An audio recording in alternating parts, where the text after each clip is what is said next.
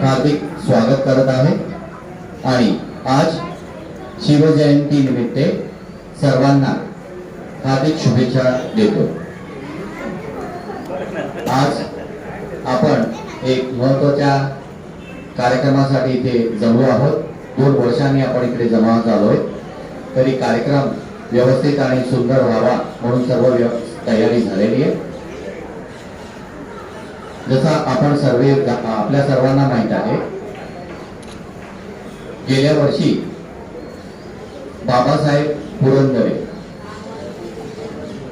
पद्मविभूषण तथा महाराष्ट्र भूषण यांचं निधन झालं आणि 6 फरवरीला स्वर सम्राज्ञी लता मंगेशकर यांचं निधन झालं। हे थोर महाराष्ट्रात जन्मलेले राहिलेले व्यक्तिमत्वांचं आज आपण इकडे श्रद्धांजली वाहूया। मी सर्वांना निवेदन करतो, कृपया 2 मिनिटांसाठी स्वतःच्या स्थानीच उभे राहावे आणि मौन धरावे।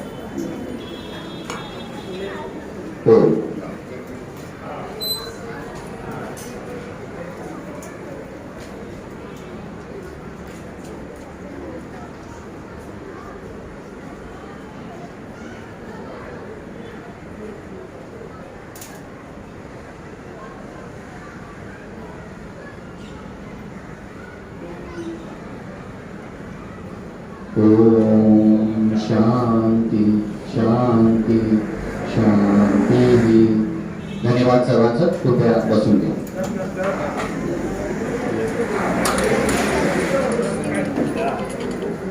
पुढचं मी गोंधळेकरांना निवेदन करतो।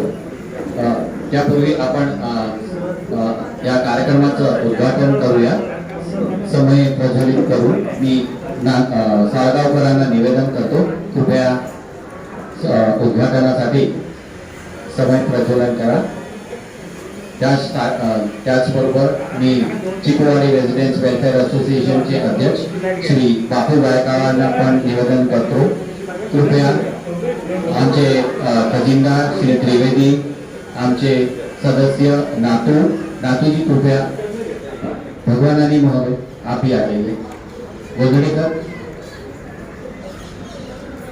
कृपया जोरदार तालियां हमारे।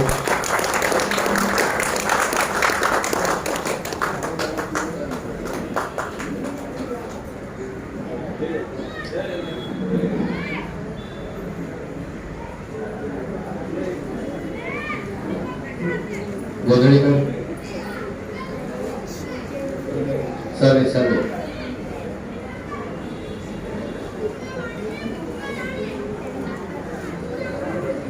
भगवानानी जी नातू आणि भगवान दोघं आप ही पुढे चलन करें। अच्छा, शूज पहना कोई बात नहीं। नंदू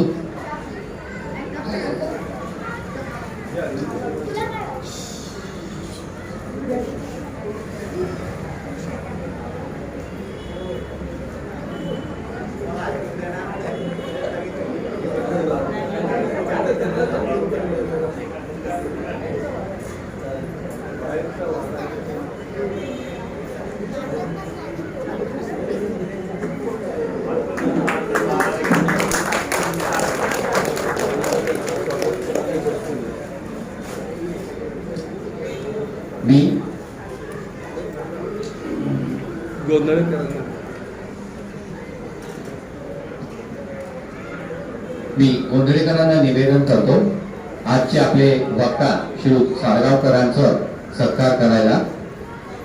बरोबर आपले त्रिवेदी आणि नातूंना पण बोलतो। त्रिवेदी नातू भगवान इकडे या, पुढे या।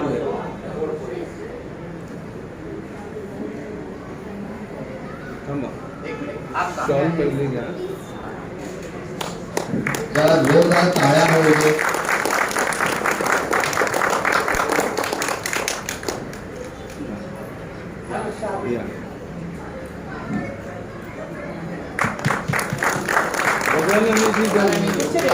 पुष्पगुच्छ द्या। आणि तुम्ही तिघे उभे राहा इकडे. नातो साहेब इकडे उभे राहा. हां जरा बाजू में आ जाओ, खड़े हो जाओ. बापू तुम्ही या.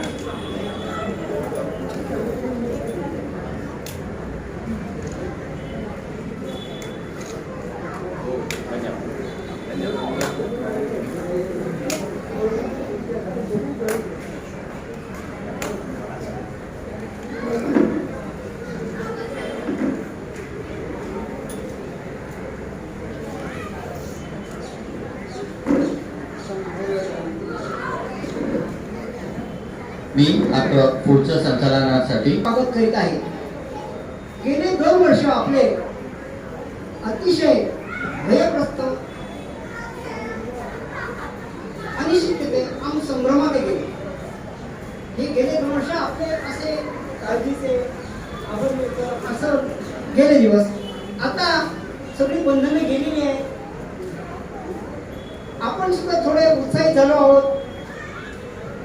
चिकूवाडी रेसिडेंट वेलफेअर असोसिएशन सुद्धा ह्या वेळेची वाटच पाहत होता की गेले कित्येक वर्ष आम्ही चिकूवाडीतल्या लोकांना काही कार्यक्रम दिले की जसं आमचं उडान कार्यक्रम आज गेले 2 वर्ष झाले नाही.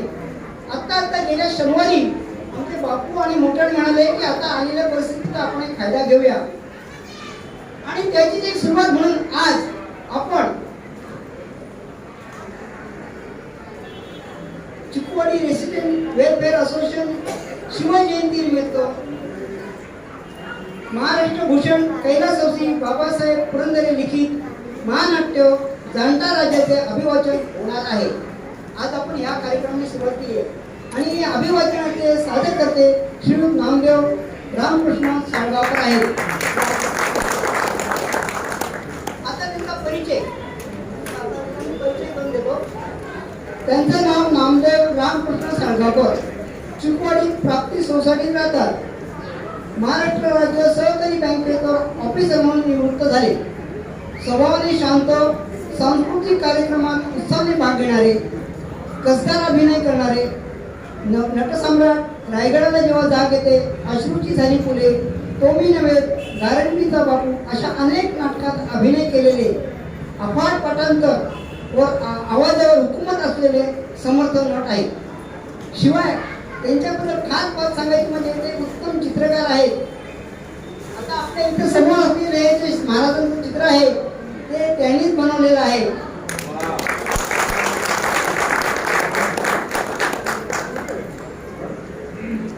एक छंद म्हणून गेले कित्येक वर्ष ते असे चित्र काढत आहेत. आता मी त्यांना विनंती करतो की त्यांनी अभिवादनाला सुरुवात करावी. धन्यवाद.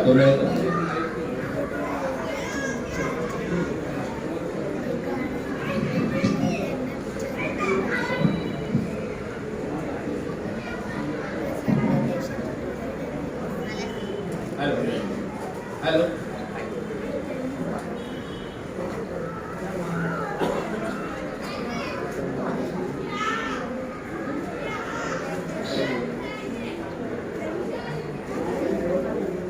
नमस्कार.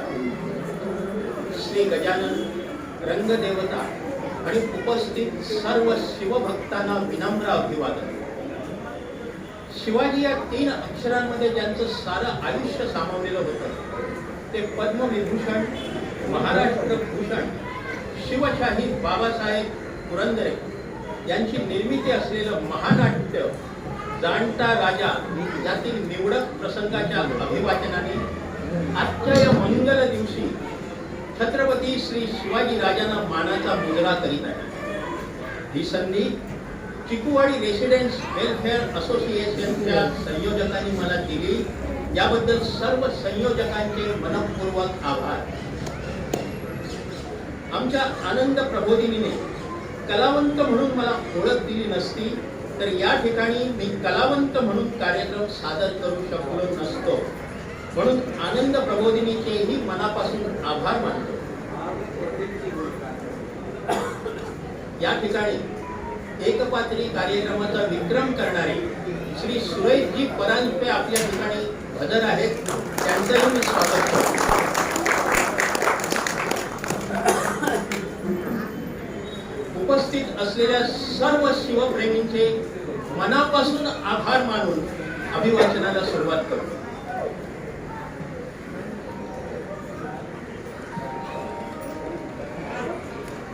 अंधार, काळा भिन्न अंधार, वर्षातल्या 12ही अमावास्यांनी महाराष्ट्राला गराडा घातला. वर्षामागून वर्ष, वर्षामागून वर्ष आणि 250 वर्ष उलटली. अशा काळ्या रात्री पैठणच्या राऊळात अनाथांचा एक नाथ तळमळत होता आणि जगदंबेच्या दारी हाता आरोळ्या घालीत होता. म्हणत होता, दार उघड बये, दार उघड, दार उघड बये, दार उघड, दार उघड. करवीर अंबे दार उघड, माहूर लक्ष्मी दार उघड. कंस रावण तू मारलेस, हिरण्य कश्यपूची आतडी तूच काढलीस. मग बये आत्ताच दार लावून का बसली आहेस? हे चंड मुंड भंडासुर खंडिनी जगदंबे, उद्दंड दंड महिषासुर मर्दिनी, महाराष्ट्र धर्म रक्षके तुळजा भवाने, दार उघड, दार उघड. रणवाद्ये वाजू लागतात, धूर उसळतो, विजा कडकडतात, तांबूस प्रकाश पडतो आणि त्या प्रकाशात श्री भवानीची प्रचंड मूर्ती दृश्यमान आणि महाराष्ट्राची भाग्य भवानी जिजाऊच्या रूपानं प्रकटली, जी शहाजी राजांच्या संसारात अवतरली. शहाजी राजे, राणी साहेब आम्ही 2 बादशहांचे पराभव केले, आमची आसमानी फत्ते झाली. जिजाऊ पंचरथी ओवाळी, स्वारीना ओवाळताना आनंद होतो. पण महाराज, बोला राणी साहेब. महाराज, आपण पराक्रमाची शर्त करतो, पण कोणासाठी? या बादशांसाठी? गेली 300 वर्ष या सुलतानांच्या तापाखाली गोर गरीब मराठ्यांची गाडगी मडकी आणि अभ्रूत उडवली गेली जाते. गुलामांच्या बाजारात आपल्या पोरीबाळी दावणीला बांधल्या जातात. महाराज, आपल्याला त्यांचे आक्रोश कधी ऐकू येत नाहीत का? नाही कसे राणी साहेब? पण आम्ही काय करावं? आपण काय करू शकणार नाही. तेवढा पाच पराक्रम आहे या तलवारी. आपण मनात आणलं तर विश्वामित्रांप्रमाणे नवी सृष्टीच निर्माण करू शकतो. आपण आज 2 बादशहांचा पराभव केला, एक निजामशाही टिकवली. आपण एवढं करू शकता तर मग महाराज, आपण स्वतःच या मुलखाचे बादशहा का होत नाही? राणी साहेब, अशा विजयाची स्वप्न आपल्याला कधीच पडतच नाही का महाराज? राणी साहेब, अशी स्वप्न आम्हाला पडतात, पण ती पडू लागली की आम्ही तचकन जागे होतो, भानावर. अशी स्वप्न आम्हाला मिळत. 12 पिढ्यांची गुलामगिरी भिनली आहे आमच्या रक्तात आणि या तलवारी आम्हाला मुजरे करायची चटक लागली आहे, मुजरे करायची. जिजाऊ एकदम तलवारीच्या मुठीवर हात ठेवते. राणी साहेब, तुमच्या मनात तरी काय आहे? बंड. जिजाऊच्या मनात आणि स्वप्नात फडकत होते बंडाचे खेळे. जगदंबेपाशी ती एकच दान मागत होती, दे अंबिके, दे चंडिके, दे शारदे, वरदान दे. मद अस्त्र दे, मद शस्त्र दे, मद ज्ञान दे, मद त्राण दे. उन्मत्त ही सिंहासने तिरफाळण्या सामर्थ्य दे. निर्दाळण्या त्या दैत्य झुंडी अंबिके वरदान दे. अंबिके वरदान दे. आणि काही दिवसांनी जिजाऊंना डोहाळे लागले. साक्षात आदिशक्ती तुळजा भवानीलाच डोहाळे लागले. किल्ले शिवनेरीवर शिवाईच्या सहवासात एक अस्वस्थ होते. शिवनेरी वसला होता भीमाशंकरांच्या तीव्र कटान आणि नाणे घाटाच्या भयान ओठात. वाघ दैत्यांचा मृत, रात्रीची वेळ. जिजाऊंचे डोहाळे विलक्षणच. तिला हत्तीच्या अंबारीत बसावेसे वाटू लागले. डोंगरावरचे किल्ले गड चढून जावेसे वाटू लागले. सोन्याच्या तख्तावर बसावे आणि मस्तकावर क्षुद्र छत्र धरून गाणे करावे असे तिला वाटू लागले. सुंदर चौऱ्या आपणावर ढाळून घ्यावी अशी हौस तिला निर्माण झाली. उंच उंच ध्वज उभारावे आणि 90 चौघडांच्या दंडनाट व्हावा ही इच्छा तिला सारखी होऊ लागली. धनुष्यबाण, भाला, तलवार इत्यादी शस्त्रे आणि अंगावर चिलखत चढून लढाया कराव्यात अशी विलक्षण लालसा तिच्या मनात निर्माण झाली. गड जिंकण्याचे आणि मोठे मोठे विजय मिळवण्याचे डोहाळे तिला लागले. पण सर्वात विलक्षण म्हणजे तिला वाघावर बसावेसे वाटू लागले. तुळजा भवानीप्रमाणे शस्त्रास्त्रे घेऊन खरोखर असे डोहाळे लागावे पार्वतीला. दऱ्या कपारातले वारे जिजाऊंच्या मनावर वेगळीच हुंकर झाली. मराठी मूर्खाच्या साऱ्या कुलदेवता शिवनेरी गडाभोवती जणू आगरी कुंडीत नाचत होत्या. आहे शिवनेरी जागा तरी झाली मध्यान्हरात, येतो हुंकार ऐकाया शिवाईच्या गाभाऱ्यात. होशियार होशियार होशियार, दार उघड पये, दार उघड, दार उघड. हृदयाच्या गाभाऱ्यात हिच्या वाजतो संबळ, नाचे पैठणीचा नाथ, खाली अंबेचा गोंधळ. शंभू शिकरीचा राजा होत नाचवित खेळे, राजियांच्या जिजाऊला पायी लागले डोहाळे. होशियार होशियार, उन्मत्त ही सिंहासने तिरपाळण्यास सामर्थ्य. फाल्गुनाच्या काळोख्यात तेजची रात सुईणी जिजाऊंच्या महालाकडे धावली. काय काय सुईणी बाळंतीच्या खोली बाहेर येत म्हणाल्या, मुलगा मुलगा मुलगा. मराठ्यांच्या महालक्ष्मीला पुत्र झाला, पुत्र सह्याद्रीला झाला, पुत्र महाराष्ट्राला झाला, पुत्र भारत वर्षाला झाला आणि त्याचं नाव शिवाजी.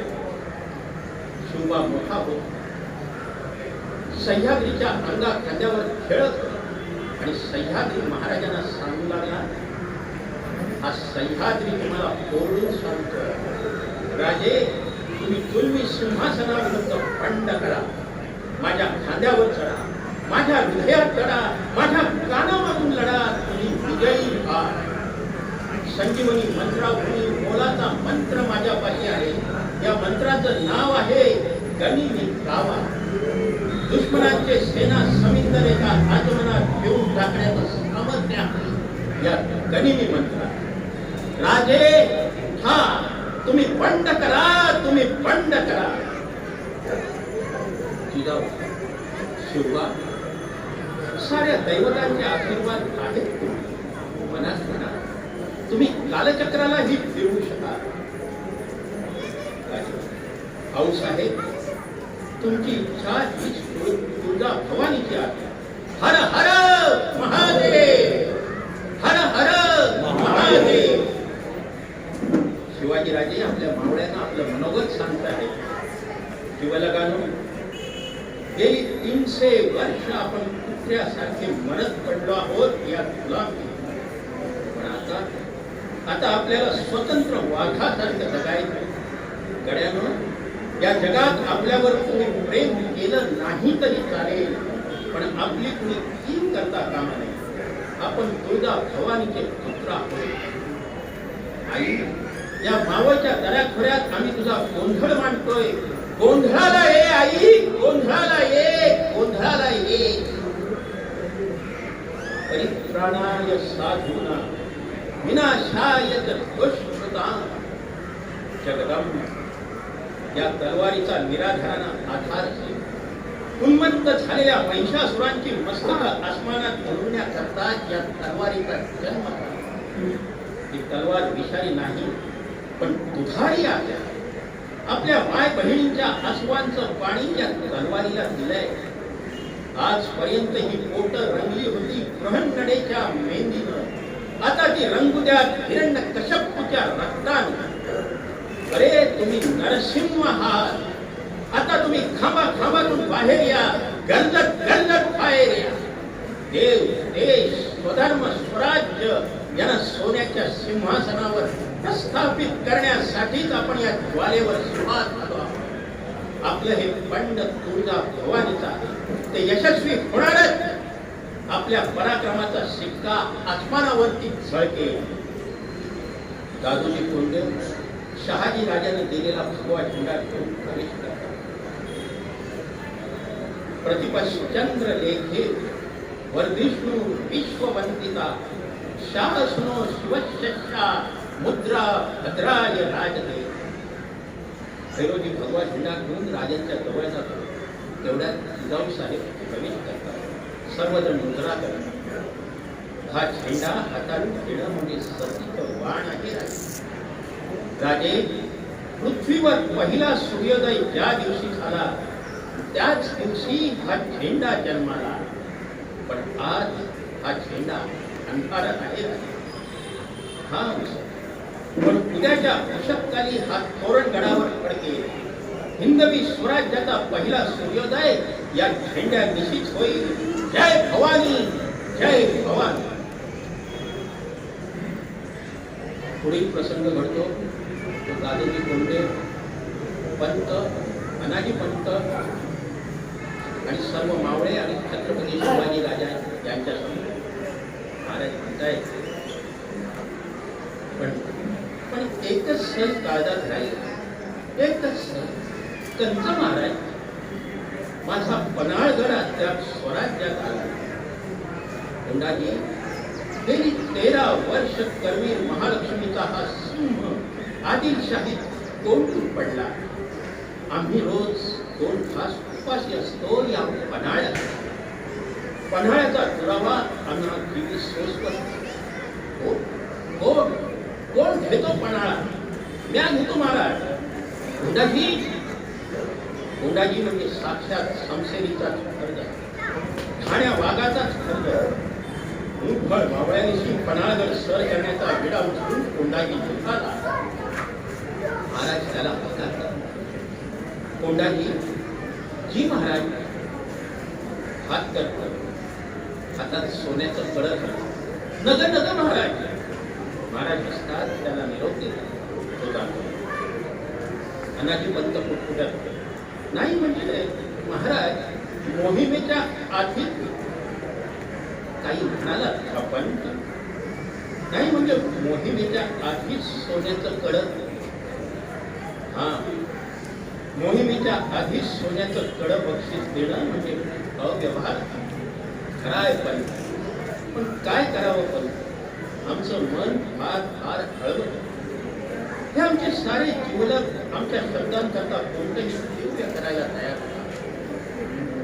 जणू ते एका हातात निखारा आणि दुसऱ्या हातात तुळशीपत्र घेऊनच आमच्या पुढे उभे असतात. आणि केवळ नजरेनच आम्हाला विचारतात की सांग राजा, स्वराज्यासाठी संसारावर तुळशीपत्र ठेवून ते निखारा ठेवू. आणि मग कुणी आपल्या मुलीचं लगीन टाकून कोंडाण्याकडे जाऊ. कुणी तोफांचा आवाज ऐकू येईपर्यंत खिंडीत मृत्यूला तर कुणी तुफानी दर्यात शौर्याचं वादळ घालू. हे आमचे बाजी पासष्ट. हे बाजी प्रभू देशपांडे, हा माझा सूर्याजी काकडे, हा वाघोजी तुपे, हा तानाजी माणूस. हे सारे जीवलक असेच आम्हाला मुजरे करून कामगिऱ्यांवर केले. त्यांनी आपल्या कामगिऱ्या प्रस्तुत केल्या. पण ते आम्हाला भेटायला परत आले गेले. ते परस्पर गेले. पण साधा शाबासकीचा हातही त्यांच्या पाठीवरून आम्हाला फिरवता आला. त्यांची कौतुक करायची तशीच राहून गेली. आता कुणी असा मुजरा करून कामगिरीवर जायला निघाला की आमचं काळीच कल्पन. हा कोंड्या म्हणजे आमचा दुसरा तानाजी. पन्हाळ्यासारखा तारेवार किल्ला घ्यायला निघाला यायला. आम्हाला खात्रीच आहे की कोंड्या पन्हाळा घेईल, हरगिल घेईल. पण तो आम्हाला भेटायला परत येईल की नाही? पण तो नक्की परत येईल. काय हे अभद्र भाऊसाहेब, क्षमा करा. माझा कोंड्या नक्की नक्की परत येईल, झेंडा लावून परत येईल. पण राहवले नाही म्हणून कोंड्याच्या रथात मोहिमेच्या आधीच आम्ही सोन्याचं खडं घातलं. पण जगदंबेनं आणि आऊसाहेबांनी आमच्या पदरात असे मोलाचे सवंगडी घातले आहेत की कुबेराचा खजिना रिता केला तरी देवेंद्रालाही असे सवंगडी मिळणार नाही. कुबेराचा खजिना मोजता येईल, त्याचा हिशेब ठेवता येईल, पण इथला खजिना मोजता येणार नाही, त्याचा हिशोब ठेवता येणार नाही.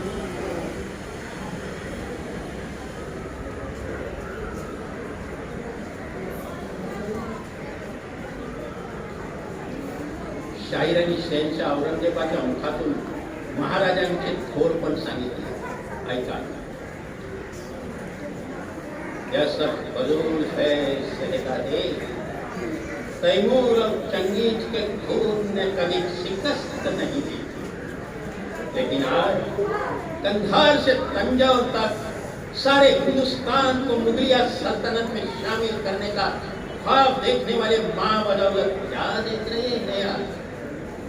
हमारी आंखों के सामने शिवाजी अपनी सल्तनत की तामीर कर चुका है. हमारी लाखों की फौज के सूबेदारों को शिकस्त देकर खदाई दिया है. कहाँ गई है हमारी क़ियादत? कहाँ गई है हमारी वफादारी? ये है हमारे मामूजान मिर्जा अमीरुल उमरा नवाब आजम शाइस्ते खान साहब. 70,000 घुड़सवार, 50,000 पैदल, 50 तोपे और 1,000 बख्तरबंद हाथी इनके पूना छावनी में तैनात. सबसे शर्मनाक बात तो ये है शहजादे कि शिवाजी ने इनके लाल महल पर छापा मारकर इनके छक्के छुड़ा दिए. ये तो तकदीर के सिकंदर से जान बच गई, सिर्फ 3 उंगलियां ही खोनी पड़ी. कभी ये है हमारे सिपाह सलार जसवंत सिंह. कोंडाना किले के नीचे सम्यक् वा कोंडाना किले के नीचे शिवाजी के बंदरों ने मार. अन्ये किमपि प्रश्नाः सन्ति वा मन्त्रिणः? वन्दे आचार्य.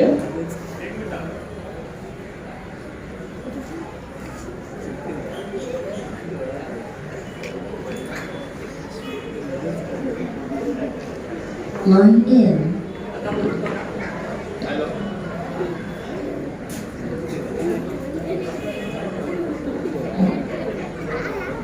हेलो.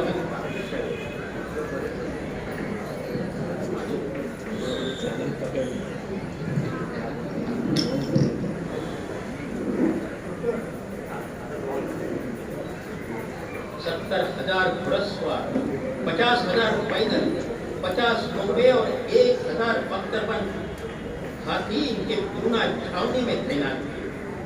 सबसे शर्मनाक बात तो ये है शहजादे कि शिवाजी ने इनके लाल महल पर छापा मारकर इनके छक्के छुड़ा दिए. ये तो तकदीर के सिकंदर थे कि जान बच गई, सिर्फ 3 उंगलियां ही खोनी पड़ी. ये है हमारे सिपाह सलार जसवंत सिंह, जोधपुर महाराजा. कोंडाना किले के नीचे शिवाजी के बंदरों ने मारपीट कर इनकी कैसी गत बनाई है वह इनकी पीठ पर देखिए शहजादे. मराठों के मार के तख्त इन्होंने अपने छाती पर नहीं पीठ पर खाए हैं. ये है सूरत के खूबसूरत सूबेदारा इनायत खां बहादुर. शिवाजी सूरत आए तो ये सूरत से तुम दबा के भाग गए. ये है हबशी औलाद था. इनके हथेली पर मिठाई भर के शिवाजी आगरा के कैद खाने से फरार हो गए. हमारे सारे मंसूबों को खाक में मिला दिया ये औलाद. जरार लश्कर होते हुए भी मैदान छोड़कर बेतहाशा भागने वाले ये है हमारे करतलब खां. ये रसूल बेग बहुत भाभी, ये मीरे आतिश तरबियत था, ये केसर सिंह. बगदादी, हबशी, अराबी, कजाकी, उज़्बेकी और फिरंगी फौजबंद सरदार जिन्हें शिवाजी को शिकस्त दी. साले के जंग में हमारी 1,00,000 फौज को मैदान छोड़कर भागना पड़ा। शहजादे सारी इज्जत मिट्टी में मिला दी। हाय तौबा तौबा, क्यों शिवाजी को यह पता आखिर क्यों हासिल हुई शहजादे? हमारी तरह इतनी फौज, गोला बारूदे, तोपखाना, खजाना, हाथी घोड़े शिवाजी के पास नहीं, फिर भी पता हासिल होती है इसे। औरत, शराब, नाच गाने, शिकार, मौज मस्ती और इश्क और मोहब्बत में गिरफ्तार तुम जैसे बहादुर शिवाजी को कभी समझ नहीं पाएंगे, कभी समझ नहीं पाएंगे।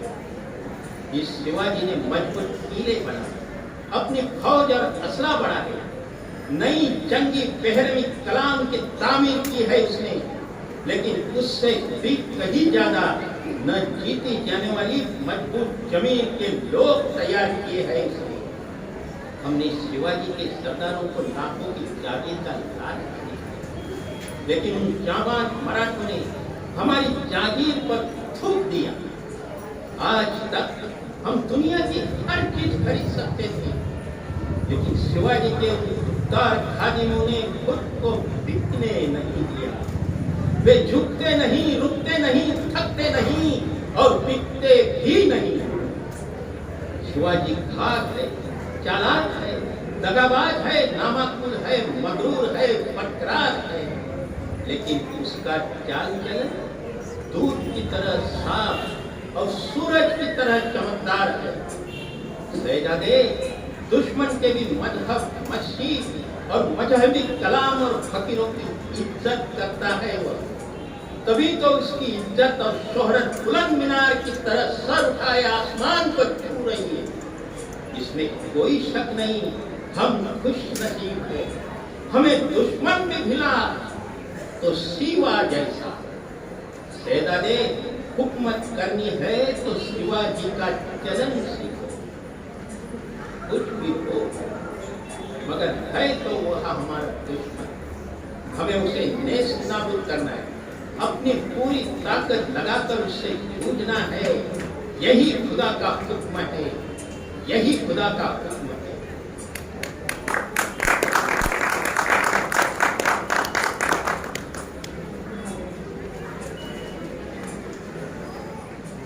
बादशाह औरंगजेबाचा संताप आणि धर्मवेग पाळून त्यानं काशी विश्वेश्वराच्या मंदिरावर धाव घातली. कळस कोसळले, तरुण पिंकाळ्यांनी दिशा धुंद झाल्या, वारे थबकले, गंगा भयभीत होऊन वाहल्या. आपल्या आजोबांनी स्थापन केलेल्या विश्वेश्वराचं मंदिर कोसळताना पाहून गागा भक्त व्याकुळ झाले. कलियुगाचा हा साक्षात ब्रह्मदेव तळमळत होता, तडफडत होता, मनी म्हणत होता, हे काशी विश्वनाथा, माझ्या आजोबांनी तुझी वेदघोषात इथं स्थापना केली. आज माझ्या डोळ्यादेखत दिव्य मंदिर भस्मासुराला आज यश मिळालं. हे विश्वेश्वरा, हे जगदीश्वरा, हे प्रलयंकारा, तुझे शंख डमरू शृंग कुठाय? उन्मत्त त्रिपुरासुराचा आणि अंधकार सुराचा शिरच्छेद करणाऱ्या महाकालेश्वरा, तुझा तो त्रिशूळ कुठाय? एका कटाक्षात साऱ्या विश्वाचं भस्म करून टाकण्याचं सामर्थ्य असलेला तुझा तो तृतीय लेप्य कुठाय? एका पदन्यासानं पृथ्वी तोडणारा तो शेषही डळमळून जावा असं तुझं ते रौद्र तांडव कुठाय? होय, ते तुझं रौद्र तांडव चालू आहे सह्याद्रीवर. त्या तांडवाचे पदन्यास येऊन पोहोचले आहेत नर्मदेव. हे मार्तंड भैरवा, तुझा डमरू कडकडतोय साल्हेच्या रणांगणावर. हे दुर्गे शिवशंकरा, तुझा शंख घुमतोय परशुराम भूमीवर. हे शैलेश कालभैरवा, तुझा तिसरा डोळा वटारला गेला आहे दिल्लीवर. हे काशी विश्वनाथा, माझा आजचा रुद्राभिषेक उधळला गेला, पण हे विश्वेश्वरा, दिल्लीपतीच्या डोळ्यादेखत माझ्या त्या विश्वेश्वराला मी सोन्याच्या सिंहासनावर अभिषेक करेन. वेदमंत्राच्या घोषात छत्र चामरांकित ध्वज, गजराज कुटुंबी विराजित, सार्व सुवर्ण सिंहासनावर त्या माझ्या विश्वेश्वराची मी स्थापना करेन. एक दिवस असा उगवेल की त्या माझ्या विश्वेश्वराचा विजयी ध्वज दिल्लीवर फडकेल. आणि काका भट्ट रायगडाची वाट चालू आहे. काका भट्टांसारखा महापंडित येत असल्याची खबर रायगडी समजतात. काका भट्टांना पालखी सामोरी गेली. महाराजांनी त्या वेदमूर्तीचं सप्रेम स्वागत केलं. महाराजांचा रायगड कैलासाच्या हिमाखात झळकत होता. महाराष्ट्राचं हे रामराज्य आणि हिंदवी स्वराज्याची ही अयोध्या पाहून काका भट्टांचं अंतःकरण उठंबळ झालं. हे महाराजांना म्हणाले, महाराज, स्वराज्याचं रूप पाहून मी धन्य. तुम्ही धर्म संस्थापना केली, ममतेचं, समतेचं, सुखाचं धर्मराज्य निर्माण केलं. भविष्य पुराण उशाशी करून काळ सोडलेल्या या पेशावत लोकांना तुम्ही जागं केलं. भगवद्गीता तुम्ही आचरली. शून्यातून तुम्ही ब्रह्मांड निर्माण केलं. लक्ष लक्ष घोडा, पायदळ, धारमार, गणकोट उभे केले, तरीही तुम्हा सिंहासन नाही. मस्तकी छत्र चामरे नाही. हे कैसे? आम्ही सारे करंटे लोक तुम्हाला केवळ राज्यकर्ता मानतो, पण सिंहासनाधीश्वर राजे म्हणून आम्ही त्या बादशहांना दंडवत घालीत राहू. सुवर्ण सिंहासनावर राज्याभिषेक झाल्याशिवाय जगही तुम्हाला राजा म्हणून मान्यता देणार नाही. म्हणून हा राजसंस्कार तुम्हावर झालाच पाहिजे. पण गुरुजी, सिंहासनावर राजा म्हणून बसण्यासाठी मी सारं केलेलंच नाही. हे राज्य जगदीश्वराचं आहे, तुळजा भवानीचं आहे. हे राज्य साऱ्या प्रजाजनांचं आहे. इदम नम. महाराज, हे तुमचं थोरपण समजायला आणि सांगायला महर्षी वाल्मिकीच हवे, पण नाही. हे राजा, तू जर माझा मानवी सल्ला ऐकणार नसशील तर काशी विश्वेश्वराचा आणि वेद धर्माचा प्रतिनिधी म्हणून मी तुला आज्ञा करतो की तुला राज्याभिषेक करून घेतलाच पाहिजे. महाराज, या स्वराज्याच्या चिरंतन कल्याणासाठी कर्तव्य म्हणून तुम्हाला छत्रपती झालंच पाहिजे. तुम्हाला छत्रपती झालंच पाहिजे. आणि अखेर महाराजांनी मान्यता दिली. राज्याभिषेक ठरला. रायगड आनंदला. अवघा स्वराज्य आनंद. सर्वात जास्त आनंद झाला या महाराष्ट्र. राज्याभिषेक म्हणजे राजाचं भूमीशी लग्न. या भूमीचं शिवाजी राजाशी लग्न ठरलं. केवढी आनंदी, भारावली, सुखावली, लाभली. राज्याभिषेकाची प्रचंड तयारी सुरू. रायगड माणसांनी गजबजून दुमदुमून गेला.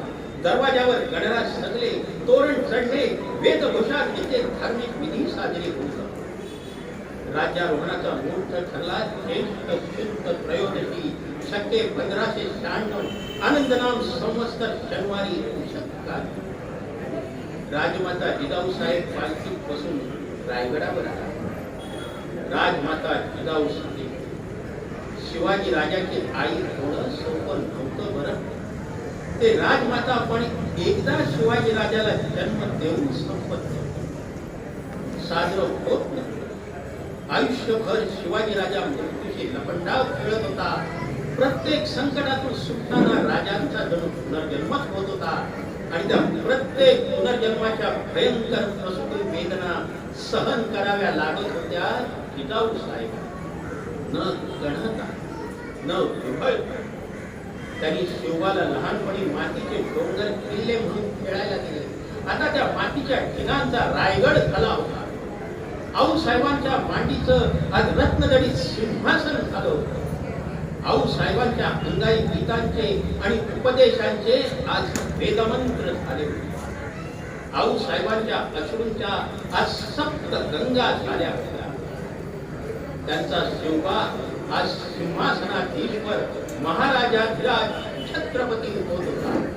आऊसाहेबांनी याचसाठी केला होता अट्टाहास. आऊसाहेबांना वंदन करण्यासाठी महाराणी सोयराबाई साहेब आणि युवराज आले. आऊसाहेबांनी आशीर्वाद दिला, बाळानो रामराज्य करा. वाद्य वाजू लागला. लवाजमाने अष्टप्रधानांसह महाराज सिंहासनाच्या पायऱ्याजवळ येतात त्यांना आपल्या मृत सवंगड्यांची आठवण येते. किती मोहरे रणी झुंजले अर्पुनी प्राणाला, झुंज झुंजणी आज उगविले स्वराज्य तत्काला. सात दाहले पतिव्रतांचे प्रभो आज जोहार, मुरार बाजी बाजी प्रभू आणि तानाजी झुंजा. आठव ये वीरांचा अश्रू, पापणीच थबकले पापणीच थबकले. त्या सिंहासनाच्या पायऱ्या पाहून महाराजांना जाणवत होतं की ही पहिली पायरी म्हणजे माझे बाजी प्रभू वासे, ही दुसरी पायरी म्हणजे माझे बाजी प्रभू देशपांडे आहे, ही तिसरी पायरी म्हणजे माझा सूर्याची काकडे आहे, ही चौथी पायरी म्हणजे माझा तानाजी. हे सारे सारे वीर स्वराज्यासाठी मरण पावले, म्हणूनच मला या सिंहासनाच्या पायऱ्या चढता येत नाही. वेदमंत्रांचा घोष केला जातो. महाराज सिंहासनात समीप जातात, गागाभट्टांच्या सूचनेप्रमाणे आरोहण करतात. त्याच क्षणी गागाभट्ट महाराजांच्या मस्तकी छत्र धरीत घोषणा करतात, महाराज प्रौढ प्रताप पुरंदर, क्षत्रिय कुलावतंस, सेना धुरंदर, सिंहासनाधीश्वर, गोप ब्राह्मण प्रतिपालक छत्रपती श्री शिवाजी महाराज की जय.